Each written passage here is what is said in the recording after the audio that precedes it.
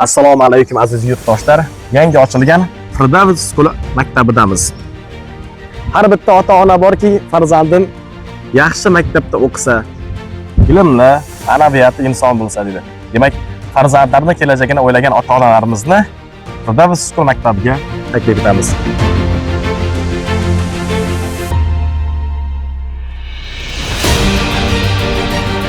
Firdavs skoli maktabimizda o'quvchilarimiz har bir fanni chuqur o'rganishlari uchun o'quv xonalari zamonaviy jihozlar bilan jihozlangan. Ushbu sinf xonasi 5-sinfdan 11-sinfgacha bo'lgan o'quvchilar uchun.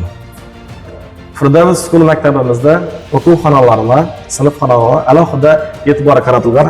Birinchisi yorug'lik jihatidan, ikkinchisi har bitta sinf xonasida konditsioner hamda kamera nazorati mavjud. Va o'quvchilari uya vazifa bergan vaqtida ustozlari shunday o'zida vazifalarni tayyorlab, har bitta o'quvchi uchun shkaf javonlari mavjud. Shu yerda papkalarini, darsliklarini qo'yib, uya bemalol o'zlari borib, dam olib, yana ertaga o'qishga kelaveradilar. Farzandlaringiz 1-sinfga kelsalar, boshqa maktablardagidek fanlar bir boshdan o'tiladi. 4-klassga borgan vaqtlarimda, 4-klassga to'lganlarimda Prezident maktabına tayyorlov bo'ladi. Prezident maktabına farzandlaringiz topshiriladi. Yana undan tashqari, bu yerda 1-sinfdan 4-sinfgacha bo'lgan o'quvchilarimiz uchun 2 mahal ovqat beriladi.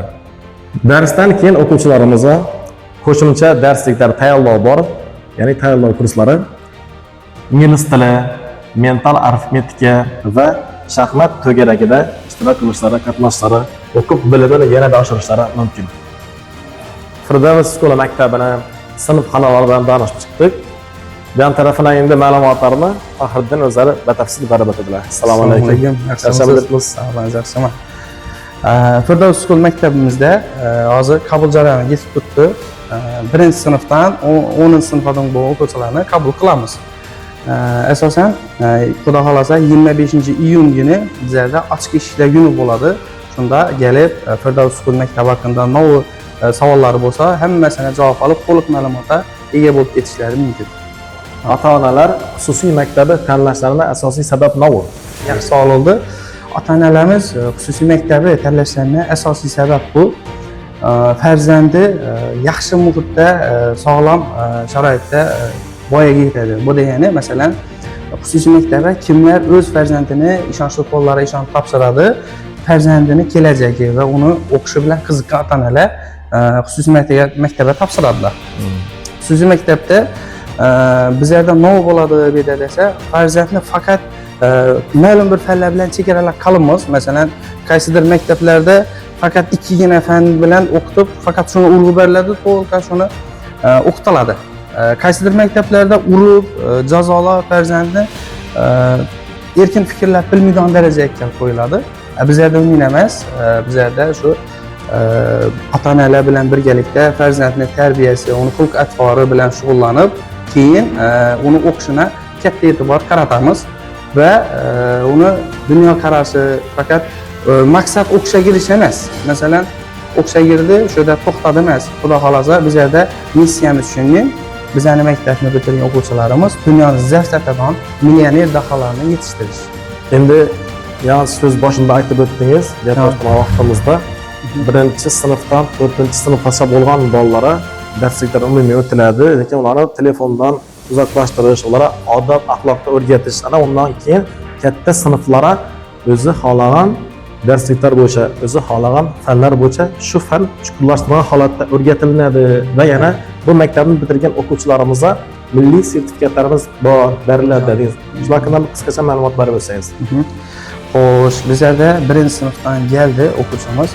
Uni hamma fanlar, masalan, maktabda nima bo'lsa, shu fanlar zo'r chuqurlashtirib o'rgatiladi. Bundan tashqari, obyektdan keyin matematika, mental arifmetika, keyin IQ darslari, ingliz tili o'yinlar orqali, ya'ni gamifikatsiya orqali o'quvchilarga o'yin tartibida o'rgatiladi. Bu bolani qabul qilish uchun juda ham zo'r o'ylab topilgan metodlar. Tez yodda bo'lgan. Tez yodlaydi. O'yin orqali o'rgangan narsa esimdan ham chiqib ketmaydi ertaga. To'g'ri. Ana keyin katta sinf o'tgandan keyin katta sinflarda bolani o'zini qiziqishi, iqtidori bilan kelib chiqib, uni to'g'ri yo'lga yo'naltirib, o'zini yaqadon fanlari, ya'ni qiziqishi bo'lgan, iqtidori bo'lgan yo'nalishda tanlab, shu bo'yicha chuqurlashtirib darslar o'tiladi. Maktabimizda bizada Firdavs School maktabida kamida 3 yil o'qigan o'quvchilarimizni, ya'ni 8-9 sinfda kelib bizada o'qishni boshlagan o'quvchilarimizni maktabni bitirar vaqtida qo'llarida har xil fanlardan o'zlari tanlagan, ya'ni chuqurlashtirib o'qitilgan matematika, ingliz tili yoki matematika, fizika, tarix, huquq yo'nalishlari bo'yicha milliy sertifikatlar bo'lishini kafolatlab beramiz. Ya'ni bu fanlarni chuqurlashtirib matematikadan SAT, undan tashqari milliy sertifikatlar olishini, ingliz tilidan esa IELTS va TOEFL, undan boshqa sertifikatlar olishini biz kafolatlab beramiz va bunda o'quvchilarga to'g'ri yo'l ko'rsatib, o'zlarida bor bilimlarini qo'ldan kelganicha o'quvchilarga o'rgatadilar. Hurmatli ota-onalari, 25-iyun kuni Firdavs School maktabida ochiq eshiklar kuni bo'ladi. Farzandini kelajak uchun befarq bo'lmagan ota-onalarimizni maktabga taklif etamiz. Yana bemalol o'quv jarayonlari bilan o'rganishlari, danoshlari mumkin. Avval xudo xolasa 25-iyun kuni Firdavs School maktabida ochiq eshiklar kuni deb e'lon qilindi. Kelib shu farzandini bee'tibor bo'lmagan ota-onalar maktabimiz bilan tanishib, sharoitlari, uni ustozlarning darajalari va qaysi tartibda o'qitilishi va undan tizimli yo'lga qo'yilgani, qatnovi, boshqa navot savollar bo'lsa, hamma savollarga javob olib ketishlari mumkin. Farzandi uchun qayg'uradigan ota-onalarni shu maktabimizda kutib qolamiz. Xudo xolasa 25-iyunda kelaverasizlar. 100 marta eshitgandan 1 marta kelib ko'rgan afzal. Firdavs School maktabi eshigimiz siz uchun ochiq.